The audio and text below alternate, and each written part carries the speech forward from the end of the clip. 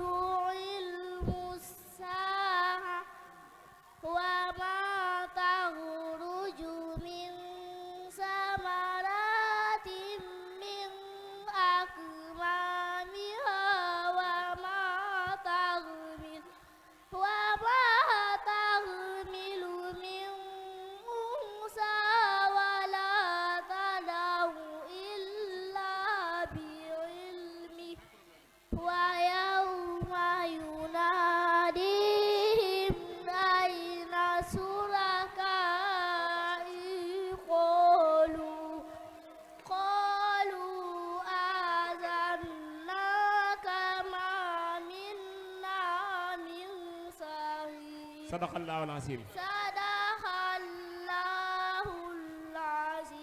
macha allah tàcc leen ko bu baax a baax a baax a baax a baax jàmbaar nga sa yaay jàmbaar la Cheikhul Khadim tubarkalla Cheikhul Khadim jigéen ñi jërë ngeen jëf yàlla